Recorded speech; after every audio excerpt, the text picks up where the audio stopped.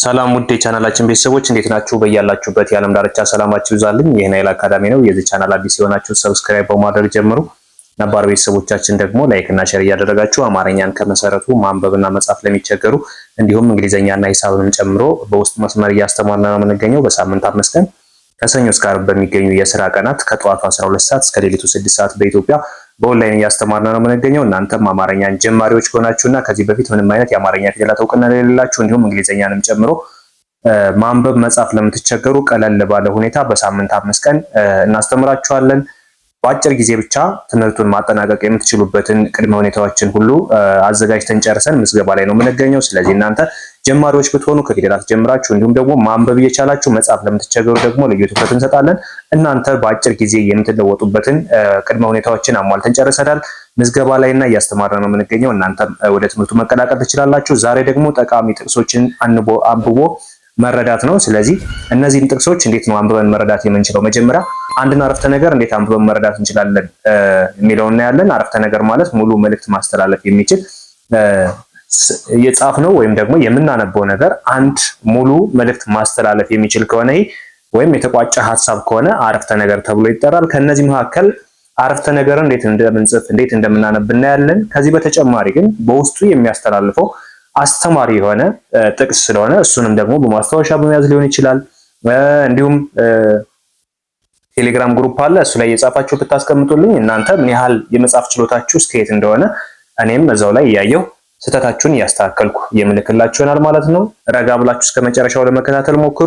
ወደ መጀመሪያው ስንሄድ ይህንን ረጋ ብዬ ነው ማነብላችሁ። መጀመሪያ በፊደል ደረጃ፣ በኋላ ደግሞ በቃል ደረጃ እንዲሁም በአረፍተ ነገር ደረጃ ነው ማነብላችሁ። እያንዳንዱን ሁሉንም ያካተተ ነው። በፊደል ደረጃ ሳነበው ገና ጀማሪዎች ለሆኑት በደንብ አንብበው መረዳት እንዲችሉ ነው። በቃል ደረጃ ማነበው ደግሞ ከጀማሪዎች ከፍ ያሉ መካከለኛ ላይ ያሉ የሚያነቡበት ደረጃ ነው። እንዲሁም ደግሞ ሙሉ አረፍተ ነገሩን አንድ ጊዜ ሳነበው ደግሞ ማንበብ የሚችሉ ነገር ግን አንብበው መረዳት ለሚያቅታቸው ማለት ነው። ስለዚህ በሶስቱም ደረጃ ነው ማነብላችሁ። ረጋ ብላችሁ ተከተሉኝ። መጀመሪያ ለማወቅ፣ በአንድ ላይ ለማወቅ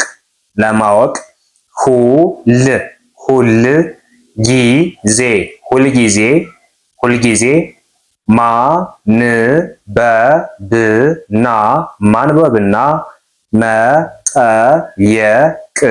መጠየቅ አስፈላጊ ነው።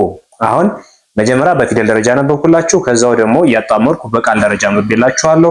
መጨረሻው ላይ አረፍተ ነገሩን አንድ ጊዜ በአንድ አፍታ እናነባዋለን። አረፍተ ነገሩን አንድ ጊዜ በአንድ አፍታ በምናነብበት ሰዓት አረፍተ ነገሩ ምን አይነት መልእክት እንደሚያስተላልፍ ለመረዳት ነው አንድ ጊዜ የምናነበው። ስለዚህ ለማወቅ ሁልጊዜ ማንበብ እና መጠየቅ አስፈላጊ ነው። ይሄ አንድ አረፍተ ነገር ነው። ለማወቅ ማንበብ እና መጠየቅ አስፈላጊ ነው የሚለው አንድ አረፍተ ነገር ነው። በአረፍተ ነገሩ ውስጥ ብዙ ቃላቶች አሉ። ለምሳሌ ለማወቅ የሚለው አንድ ቃል ነው። ሁልጊዜ የሚለው አንድ ቃል ነው። ማንበብና የሚለው አንድ ቃል ነው። መጠየቅ የሚለው አንድ ቃል ነው። አስፈላጊ የሚለው አንድ ቃል ነው። ነው የሚለው ደግሞ አንድ ቃል ነው። እንዲሁም ደግሞ የመጨረሻ ማሰሪያ አንቀጽ ተብሎ የሚጠራው የመጨረሻው ቃል ይባላል ማለት ነው። ስለዚህ ነው ማለት እሱ ነው። በአጠቃላይ አንብቦ መረዳት ማለት ይሄ ነው። ያነበብነው ነገር ምንድን ነው የሚለው የሚያስተላልፈው መልእክት ምንድን ነው? ስለዚህ ለማወቅ ሁልጊዜ ማንበብና መጠየቅ አስፈላጊ ነው። አሁን ከዚህ ጋር የተረዳነው ነገር ምንድነው? ማንበብና መጠየቅ ለማወቅ አስፈላጊ እንደሆነ ተረድተነዋል ማለት ነው። አንብቦ መረዳት ማለት ይሄ ነው። ለተጻፈልን ነገር ወይም ደግሞ ላነበብነው ነገር በውስጡ የሚያስተላልፈውን መልእክት መረዳት ማለት ነው። አንብቦ መረዳት ማለት ይሄ ነው በቀላሉ። ወደ ሁለተኛው ስንሄድ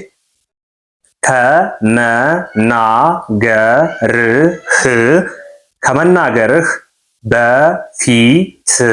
በፊት አስብ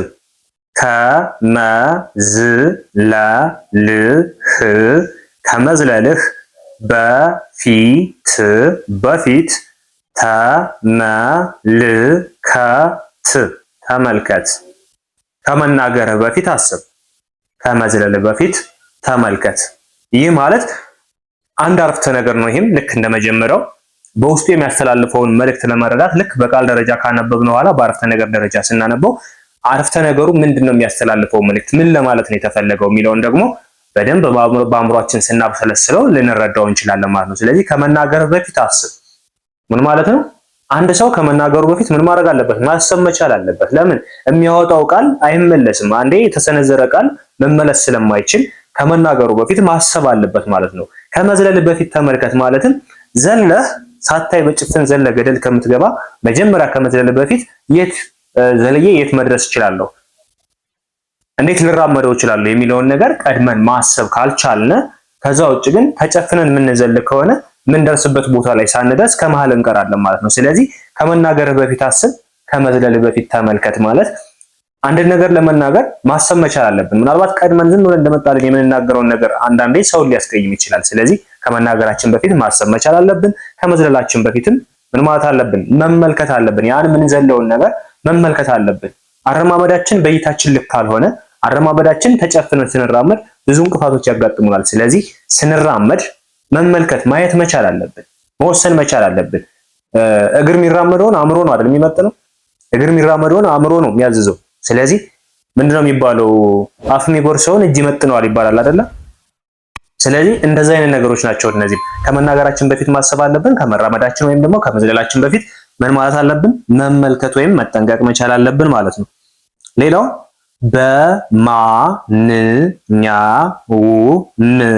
በማንኛውም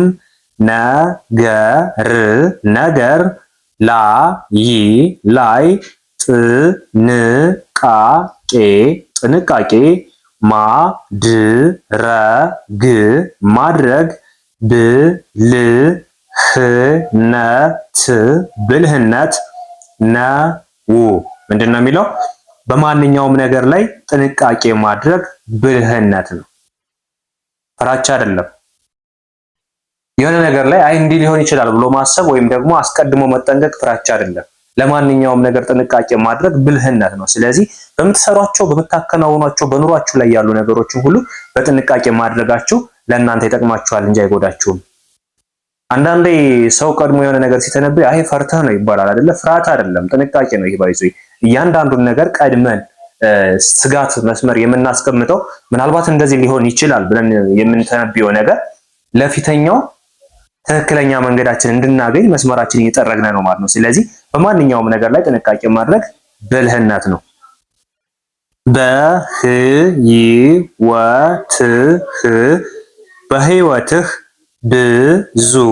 ብዙ ከመናገር ይልቅ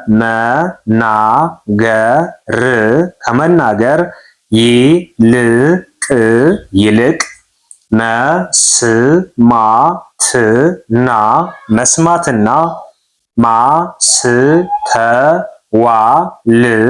ማስተዋል ብልህነት ነው። በህይወትህ ብዙ ከመናገር ይልቅ መስማትና ማስተዋል ብልህነት ነው። ብዙ ተናጋሪ ሰው ከሚይዛቸው ነገሮች ይልቅ ማይይዛቸው ይበልጣሉ። ምክንያቱም ልክ እንደሚናገረው ሁሉ ነገሮች ሁሉ ወዲያው እየጠፉበት ብዙ አይነት ነገር ሊያበላሽ ይችላል።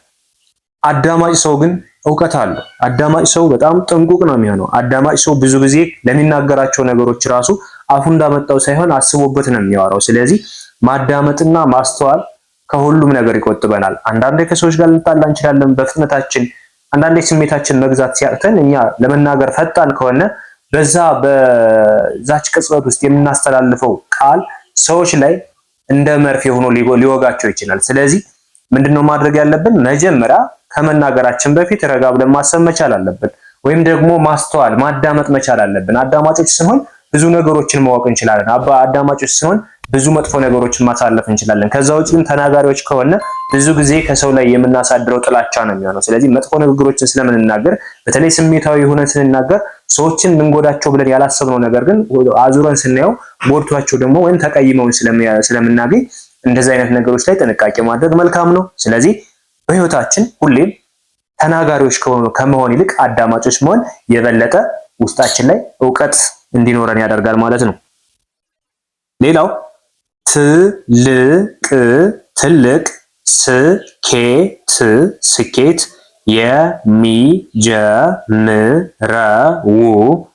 የሚጀምረው ከትንሽ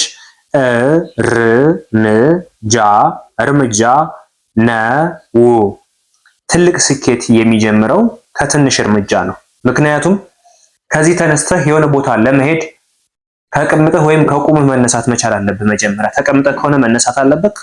ቁመህ ከሆነ ደግሞ መንቀሳቀስ መቻል አለብህ። ያቺ መጀመሪያ ላይ ስትነሳት የጀመርካት እንቅስቃሴ ለትልቅ ዓላማ ላይ ልታደርስ የምትችለው ወይም ከፈለከው ቦታ የምታደርስ ከተቀመጥክበት ተነስተህ መራመድ ስትጀምር ነው አይደለ? ስለዚህ ስኬትም መነሻው ትንሽ እርምጃ ወይም አንድ እርምጃ ናት መነሻዋ። ሁሉም ሰው መጀመሪያ ከነበረበት ቦታ ወደ ስኬት ሲንቀሳቀስ የመጀመሪያው እርምጃ ትንሽ ነው የሚሆነው።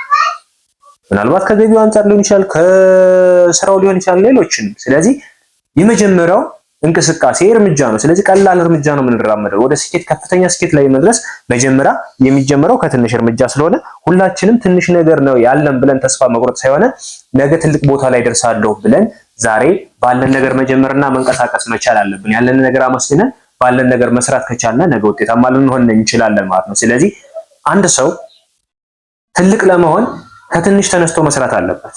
መቼም ትልቅ ነገር ለመስራት ትልቅ ሆኖ መገኘት የለበትም። ትልቅ ነገር ለመስራት ሰው ሆኖ መገኘት ብቻ ነው የሚጠበቅበት።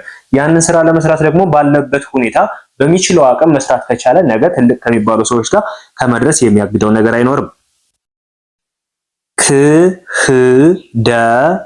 ክህደት ከሁሉ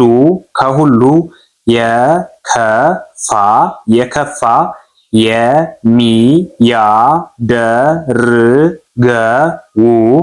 የሚያደርገው ከጠላት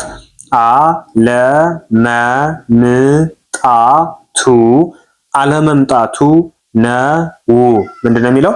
ክህደት ከሁሉ የከፋ የሚያደርገው ከጠላት አለመምጣቱ። በጣም ነው የሚገርመው። አንዳንዴ ጠላት ጠላት ነው ትተነዋል አይደለ? ግን የምንከዳው በወዳጆቻችን ወይም በቅርብ ሰዎች ነው የምንከዳው። ስለዚህ ክህደት የበለጠ መሪር የሚያደርገው ወይም ደግሞ መጥፎ እንዲሆን ያደረገው ክህደትን ከማንም በላይ እንድንጠላው ያደረገን በወዳጆቻችን ነው የሚከሰተው። በቅርብ ሰዎች ትናንት በምናፈቅራቸው በምንወዳቸው በጣም ቅርብ ሰው የቤተሰብ አካል ከሆኑት ጋር ከእንደነዚህ አይነት ሰዎች ላይ ነው ክህደት የሚፈጠረው። ለዛም ነው መሪር የሆነው።